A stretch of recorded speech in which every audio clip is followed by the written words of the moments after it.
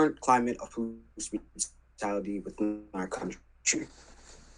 Men of Elmont, the program has helped, young men in this current climate deal with the systemic racism and police brutality by giving a platform in which to lament and speak about how you guys feel, how it affects you, but it also gives you an opportunity to figure out how we can get through this and how we can together find solutions to beginning the process of healing and beginning the process of being a better community, which includes the police department.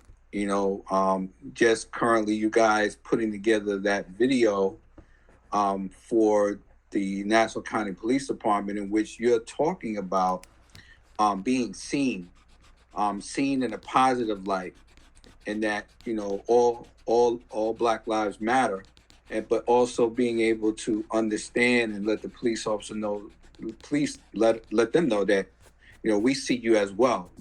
We don't view all of you as negative, but we view you as an integral part of the village, and it takes all of us to unite and make a better community. So I think by giving you guys a platform each and every week to speak on that and how you feel, but also then to figure out how to come to some form of solutions, and then also how that plays in your manhood growth and development is key for this program.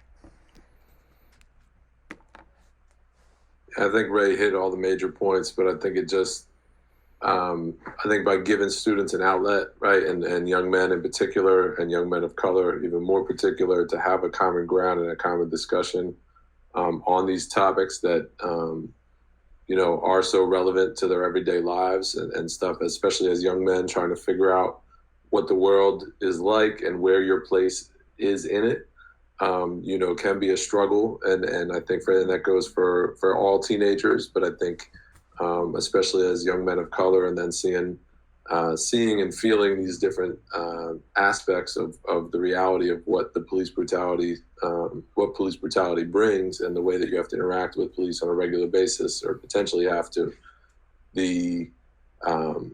just having a common space where you can have that discussion, to have the talk and be open and honest about it. And then I think also, like Ray said, of having outlets in terms of how to channel that energy, right? So not only having a common space to talk about it, but how do we channel that energy and channel it into something that we can do to try to bring about change and bring about an improvement in the situation. And obviously this is something that's been worked on in this country for hundreds of years and needs a lot more work. But it's something that, we have to continue to chop at and to grind down on in order to see that improvement over time, and really creating that bond. I think also the mentorship piece goes beyond just our meeting times. I think when you see that a lot when kids reach out on the side and come down to the office, or come, contact somebody on our chat outside of our regular meeting time. That's where the true mentorship comes in, of looking for that advice and looking for that, words of wisdom in different times of need. And I think that goes along these lines of we've had a lot of that, where with I'm counting 4 amazing men that I have on this call with me. We're all partners in this, and all have different connections with different students, and have been able to kind of take that mentorship to the next level, where we're able to do it outside the confines of just our weekly meetings, which I think is really where you see that growth, and having honest discussions and advisorship about how to handle different situations. Amazing responses, gentlemen. Passing it on to Devin for our final closing questions. And now these questions are open to all of the interviewees. We shall now start with the first question. What personal changes do each of you desire to see in the young men? And how have the student leaders helped shape the men of Elmont? If I can start, one of the things that that I desire to see is for more boys to be involved in something like this. I think when you're between the ages of, when you get a certain age, especially like 14 to 17, your peers tend to have more influence than your parents. You know, there's this growing influence that the young people want. They want to impress their friends, and so because the Men of Elmont is like a values-based type of organization, they have amazing influence in seeing other boys, other young men take on personal courage, the core values that we have. And so I would like to see, the personal change that I would like to see is for more boys to become this way so that they can influence their peers. And if they can be a Men of Elmont in every high school, I think that we would begin to change our culture. So that's one. I would add to a couple pieces. Is one is owning your core values. I think that is something that our young men needs to start doing, and start owning what their core values are, because that's where you stand up at. That's where your strength comes from. And when obstacles come, you can lean on to those core values to make you stronger. At the same time, I would like personally to just see that our young men pay it forward. You know, look at Elmont as not just one section, but as a whole.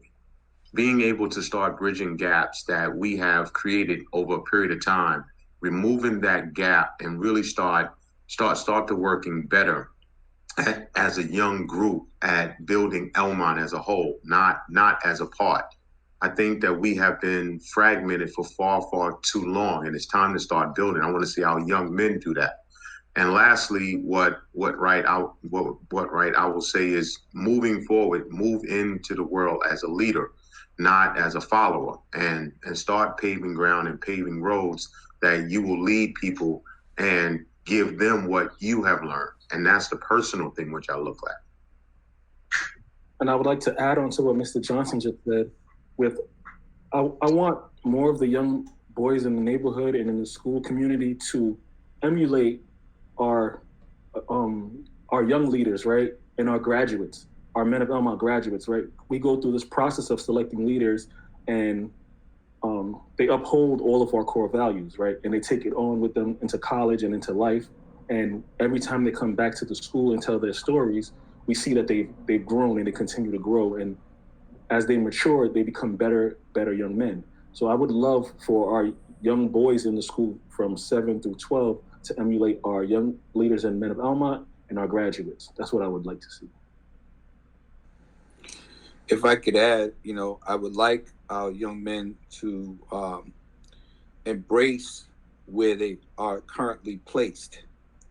And what I mean by that is that the situation, the rare situation that you find yourself in a program that allows you to grow and develop into men, to embrace this training ground, because it's here where you find the components of your identity, who you are, your purpose, the way you are to operate in this society, in this community, so that you can be the very best version of you that you can be.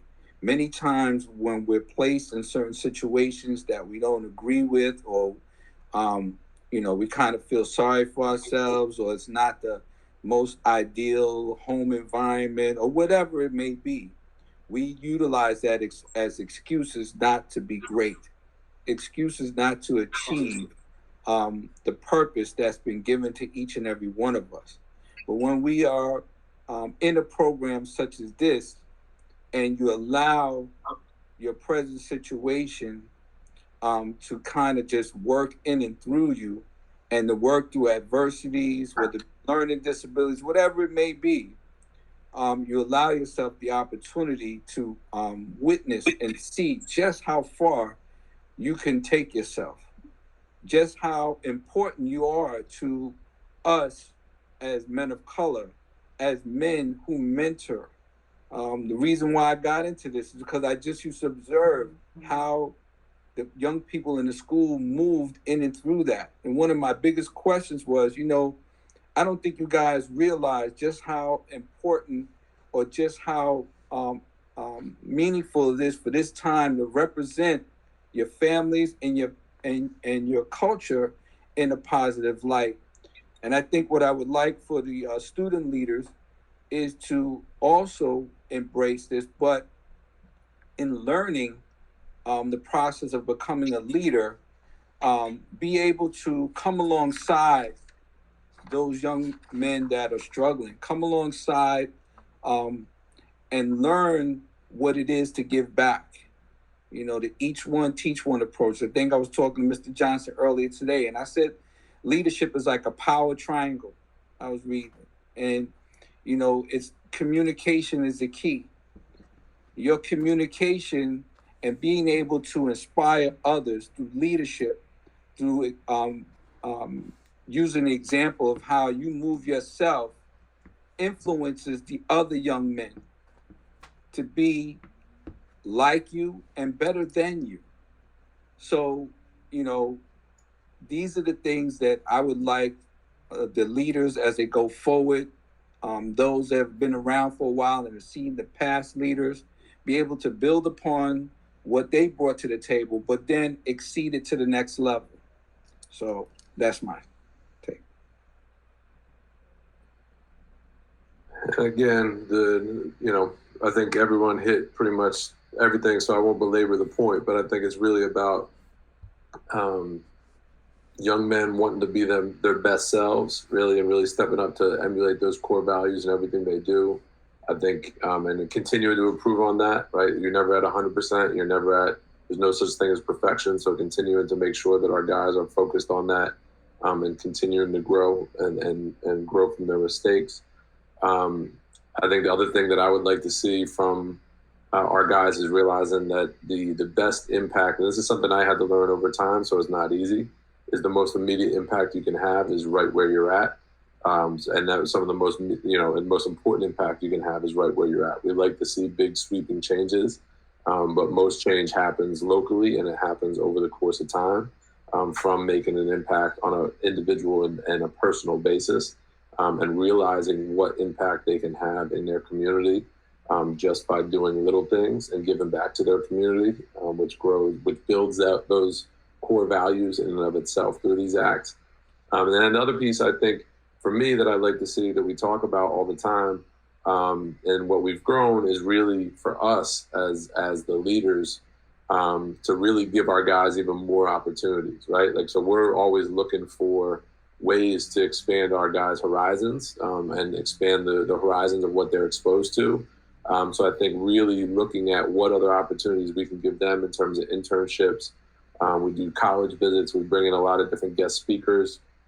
Different things to expose our guys to as much as we possibly can, so that no matter what their interests are, no matter what their background is, no matter what their self image is, they see themselves in the world and they can be a meaningful part of it. And I think that piece of feeling like, hey, I belong here and I have a place here, and I can give back. That's really what we're trying to grow on a regular basis, and just give our guys as many opportunities to shine as possible. Very powerful messages from you all, gentlemen. Back to you, Andrew. So with our final question, what words of wisdom would you like to pass on to the students watching? What I would like to pass on is that I've raised 4 beautiful kids, and what I'm going to say is that the wisdom that I have for any child looking at this, growing up is hard. It's not easy. There's no roadmap for it. It's trying, it's failing, but it's keeping the confidence that you don't give up. A hush mouth doesn't get fed. You have to lean on people. You can't do it alone. You have to look around you and find out who is it that can help you.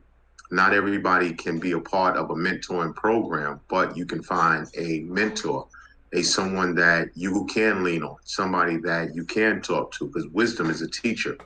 At the end of of the day, you have to find the fortitude to move forward. There will be pitfalls. There will be choices that you have to make. There will be some bad choices which you might make. But at the end of the day, you have to keep striving to be the best you that you can possibly be. And truly, just keep God in your life, and also be humble, because life humbles you. And it's humbled all of us at some given time and some given point. So stay strong. And if you need help, there's a program around you called Men of Elmont.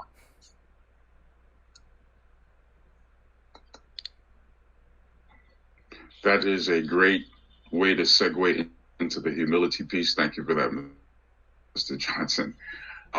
So there's if I can say to young people, we live in a society where people want to promote themselves, where it's like a dog-eat-dog world where you have to hustle and bustle and put your name out there. We teach our boys to be leaders, but the best definition of leadership that I've heard was influence. You don't necessarily have to be in the spotlight to have influence. The spotlight will find you. If you live your core values, I promise you the spotlight will find you. I like to quote this scripture, especially to young people when I speak to them from time to time.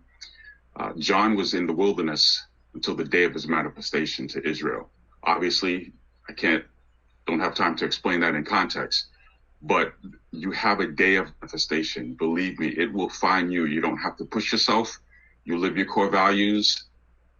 You do unto others as you would have them do unto you. You will have a spotlight. You will have your day. And I would like to add that if every single one of the young men work really, really hard to become their best selves, meaning that they're strong in mind, body, and spirit, and they put forth their best effort, that if ever their brother or their fellow member in Men of Elmont or in the community needs to lean on them, that they'll be strong enough to help them up or hold them up, right? So that's the kind of goal that I want for all of the young men of Elmont.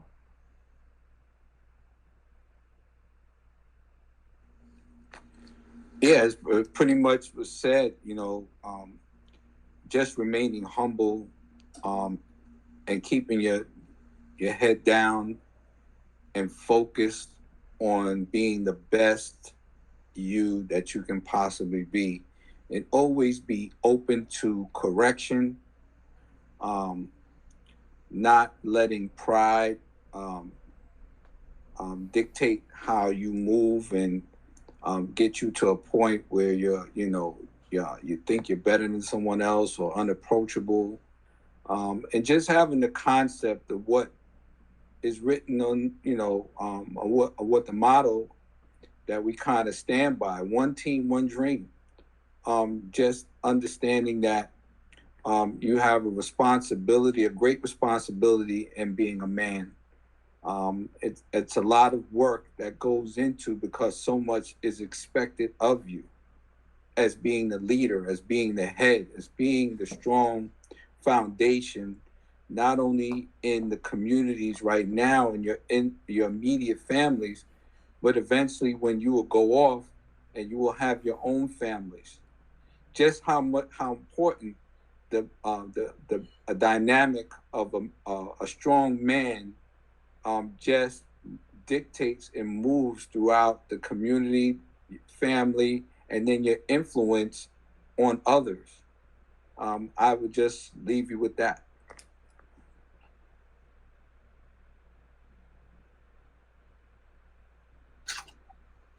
So thank you, gentlemen, for your amazing responses. I'm passing it on to Devin. Sorry, can I respond real quick? Sorry, I was on mute. I started talking, I was on mute. I'll keep it brief. I'm sorry, I told you I was gonna have to start grilling at some point. I was getting summoned from upstairs. I'll keep it real brief. I think the advice I would have to anybody listening to this is just know that you are beautiful just the way you are, and that you were made this way for a reason. and that to be proud of who you are, be humble in spirit, and treat others and love others the way you want to be treated and loved. And I think that those cores, right, that really, if you can do those 3 things, those 4 things, then you're going to be just fine. And trust yourself and go out and you will be great in anything that you put yourself forth into. I just want to quickly quote someone that we all know. And his famous quote is, "You are a male by birth and a man by choice."